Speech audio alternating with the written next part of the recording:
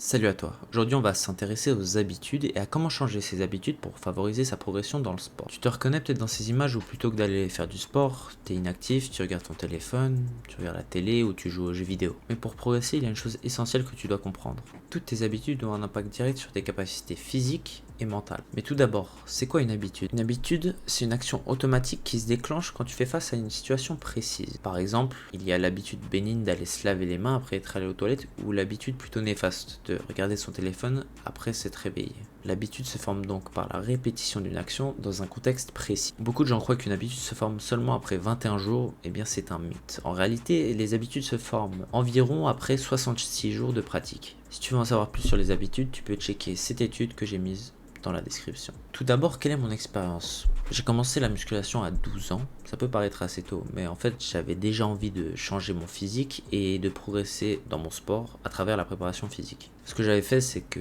j'ai demandé une barre de musculation à mon père et je lui ai demandé de me faire un programme. Je me souviens, je m'entraînais dans le salon parce que c'était l'unique salle qui était assez grande pour faire mes exercices. Et bien que mes conditions n'étaient pas optimales, j'ai pu assimiler cette habitude de faire de la musculation et je continue encore la musculation aujourd'hui. Mais il y a plusieurs erreurs que j'aurais voulu éviter, notamment le fait de faire de la musculation tous les jours, ce qui aurait pu me coûter soit un abandon total de cette habitude, soit une blessure. J'aimerais donc vous proposer 6 principes utiles pour faciliter l'assimilation d'une habitude sans pour autant risquer une blessure ou l'abandon total, même s'il faudra tout de même faire des efforts. Mon premier conseil, et j'en ai déjà parlé dans mon histoire, c'est de te faire un programme précis. Parce que quand tu vas à la salle de sport, par exemple, et que tu n'as pas de programme précis, soit tu perds ton temps parce que tu dois réfléchir à quel exercice faire, soit tu ne progresses pas et tu ralentis grandement ta progression parce que tu n'as pas d'exercice adapté à ton objectif. Dans ce cas-là, demande à quelqu'un qui est capable de te faire un programme de temps concocté un, désolé le mot il est difficile, et tu peux me demander à moi sur mon compte Instagram que je te mets juste ici et dans la description. Ainsi tu auras un plan précis pour atteindre ton objectif. Deuxième conseil,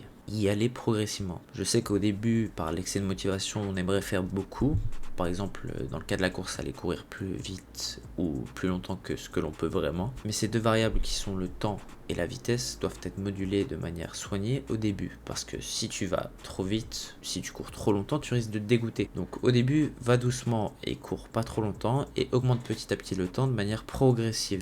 Et ça va aussi pour la salle. Ça sert à rien d'aller maxer toutes les machines dès le premier jour et arrêter parce que soit tu te blesses, soit tu te rends compte que c'est pas très intéressant et que tu sais pas trop ce que tu fais. D'où l'intérêt d'avoir un programme et d'y aller progressivement. Mon troisième conseil, c'est de ne pas tout faire tout seul. Je sais qu'on aurait tendance à vouloir tout faire tout seul, surtout dans le cas de notre entraînement personnel pour le sport. Mais il faut savoir que de s'entraîner avec ses amis, c'est un très bon moyen de se soutenir mutuellement et de continuer à se dépasser. Je l'ai vécu personnellement dans la course. Une fois, je suis allé courir 10 km tout seul.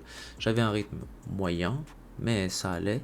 Mais lorsque je suis allé courir avec un ami, les deux, on se tirait la bourre et ça m'a permis de péter mon record des 10 km et lui aussi. Mon quatrième conseil, c'est de tenir un tableau de bord des habitudes. Moi, je le fais notamment avec mes poids à la salle de sport et ça me permet de traquer ma progression et de voir les éléments à améliorer, les axes d'amélioration. Personnellement, moi, je le fais sur le téléphone, tu peux le faire sur un cahier et ce sera un peu ton cahier qui va te pousser à progresser et à continuer d'avancer et à te dépasser chaque jour. Mon cinquième conseil, et il peut sembler assez logique, c'est de ne pas flâner et agir. Plutôt que d'attendre que ta motivation te pousse à aller courir ou aller à la salle de sport, commence déjà par mettre tes chaussures, préparer ton sac, préparer tes habits et même tu peux aller mettre ton casque et mettre ta petite musique pour te préparer et te mettre en mode. Ainsi ton corps sera déjà prêt et ta tête aussi à aller faire une activité physique et il suffira juste de sortir, aller courir ou aller à ta salle de sport. Et mon sixième conseil et dernier conseil, c'est peut-être un peu contre-intuitif mais c'est de te laisser une période de flânage, te laisser une période où tu peux un peu être un flemmard ou une flemmarde, puisque plutôt que de vouloir être parfait et être hyper productif dès le début, on sait très bien que ça va pas marcher, on peut pas changer tout d'un coup, donc au lieu d'arrêter par exemple le téléphone d'un coup, ou d'arrêter de regarder la télé d'un coup, accorde-toi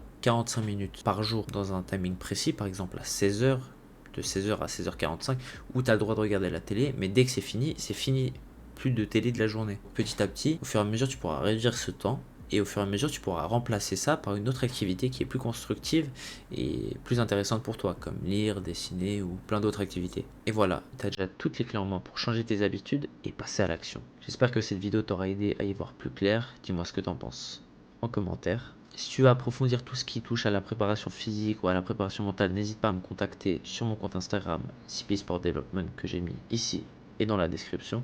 En attendant, entraîne-toi bien et prends soin de toi. Ciao.